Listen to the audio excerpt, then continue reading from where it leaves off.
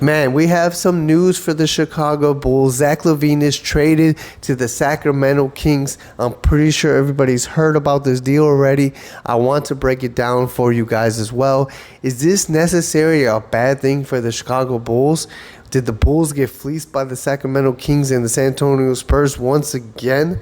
This is the second trade that they made in a three-way deal this year. First with DeMar DeRozan and now with Zach Lavine. So let's just get right into it. The Bulls, we received Zach Collins, Tre Jones, Kevin Huerter, and our own 2025 first-round pick. And all we gave up was Zach Lavine and a second-round pick. The second-round pick was unnecessary. I don't like that pick. The Bulls front office does not value picks like the rest of us do.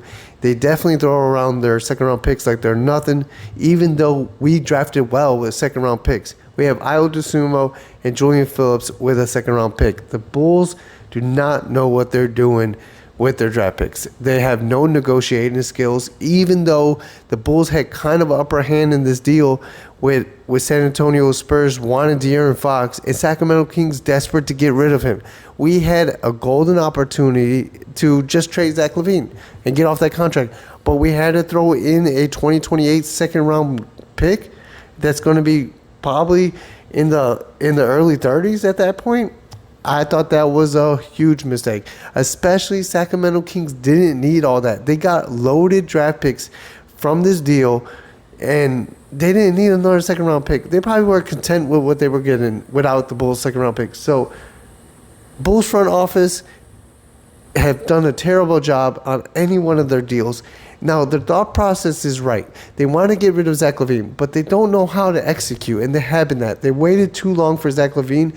It got to the point last year where we were talking about giving him up with a first-round draft pick just to get off his contract. Now, they held out for a better deal.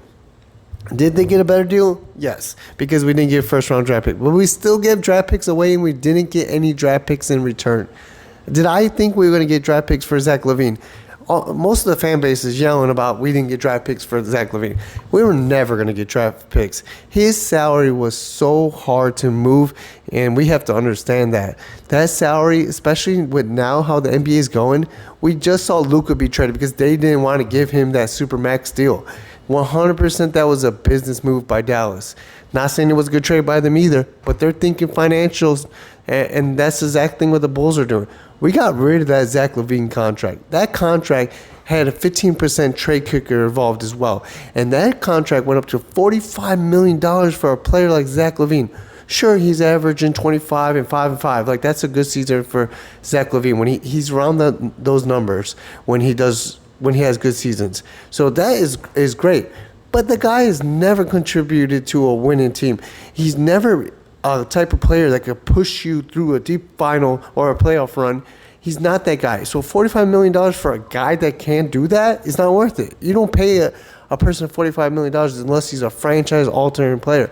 We have a replacement in Zach Lavine, and that is Kobe White. Maybe Kobe is not as good as Zach. In my eyes, I just think Kobe needs the opportunity like he had last year, and then he could produce the same numbers. And he did last year. Giving Kobe that reign gives that Zach Lavine had, he's going to produce the numbers. It's a no-brainer to get rid of Zach Lavine. Now, we got a bag of Doritos for him. Zach Collins, injury-prone player. He has never been able to do anything. This year, he's barely gotten any minutes, especially this last month. He's barely played. So, Zach Collins, I don't know. He might be good for our bench. That's all I can see with Zach Collins. Hopefully, opportunity for him will be there so he can see what he can do. But honestly, his contract expires next year, and if we need to use him as a filler for expiring contract to trade, sure, he's easy to move than Zach Lavine's contract. Tre Jones, his contract expires this year. This is the last year of his contract, so we'll be free of his obligations by the end of the season. And then Kevin Huerter, That player to me is the player the Bulls targeted. He is a three-point shooter, and the Bulls targeted three-point shooting. We got rid of Zach Lavine. We lost a three-point shooter. We gained it with Kevin Huerter. Now, before you say Kevin Huerter is shooting so bad this year, well, just think about what DeMar DeRozan did to the Chicago Bulls while he was here. We were a terrible three-point shooting team. We were a stagnant offense. We had no player movement, no ball movement. So it's hard to get wide-open three-point shooting with players like that. Kevin Huerter was a victim of that, just like the Chicago Bulls were. And he's a really good shooter. So I see his numbers bouncing back on a different team, especially how the Bulls are moving the ball nowadays. And then we did get our 2025 first-round pick back. Now, there's another discussion that going back and forth right now is the Bulls didn't get any picks, but they got their pick back. And that was not necessarily a mistake when they gave it away. Now, I'm not saying that they had to give a first-round pick for DeMar DeRozan, but no one was arguing that. No one was even complaining about getting DeMar at that time.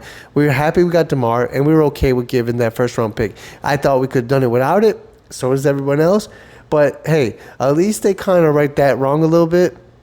And also, there's the debate about, like, hey, we would have kept our pick anyways this year if we were that bad. Well, that's probably true. But then next year, it's also going to be protected for the first to 8th pick. And the year afterwards, the first to 8th pick. So we would have been handicapped a little bit on that pick and unsure if we were going to get it. So now we own the rights, flexibility of that pick. Now, trusting AK with that pick, I don't trust him. They'll probably trade it away for nothing. Like, that's just my hope or my feelings on the front office. We just don't know how to use draft picks. We don't know how to trade with them. I don't agree with AK's philosophy on that. I like the way he pursues deals. I just don't think he executes. He just never executes so far. This is going to be his second team that he's building, and we'll see where it goes because the first team did not work. He gave away all our assets, all our financial flexibility, and we had to dig ourselves out of that hole. And right now, it's taken us 2 years to be able to dig ourselves out of this hole. And that's not just the players. It's the financial flexibility and our draft assets. And next year, we're going to be able to have more flexibility. So, though hopefully he doesn't make much decisions like he did prior to put us back in that situation where we have no backup plan or no way to adjust our current roster because we're handicapped financially because you gave Zach Lavine a loaded contract that he did not deserve and a player option. Like, why do you keep giving all these player options to all the players? I don't get that. Like, you gave the guy max thing and a player option and a trade kicker. Like, oh my goodness, that Zach Lavine contract was terrible. And Zach Lavine did not deserve any of that. He even came on the record saying, I'm going to get what I deserve. Like, bro, you don't deserve nothing. You have never won. Like, win some games, and then we could talk. You're not clutch. He never was clutch in the moment. And the most funny thing to me about this trade is the fact that Zach Lavine went to Sacramento Kings to play with DeMar DeRozan. The reason why he demanded a trade in the first place. He hated being the number 2 option with DeMar DeRozan. I remember when DeMar hit that game winner against Indiana Pacers, Zach Lavine was so upset that the media made a big deal about it afterwards, saying like he wasn't happy for the game winning shot, like his emotions showed on camera. And so then the second game, which was the next night, that DeMar ended up hitting another game winner against the Washington Wizards, you could see Zach Lavine's reaction was so fake. So I'm really surprised that the Bulls went with Sacramento Kings to pair them, and Sacramento actually took that deal. Like, man, you're not just loaded with his contract. You also put him with a player that he doesn't want to play with. Like, he doesn't want to be number 2. Zach wants to be the man, and he's not. So, and let's just say the Bulls got off his contract. That was great news for the Chicago Bulls. We have much more flexibility now without him on there. Now, the trade personnel-wise, we lost the trade. Zach is better than all 3 of the guys that we got combined. That's not being overlooked. I 100% agree. But I think this move is the first of many more moves that we're going to see by the end of the trade deadline and in the summer. The Bulls went full forward with the direction of player development and youth. And we're going to start over.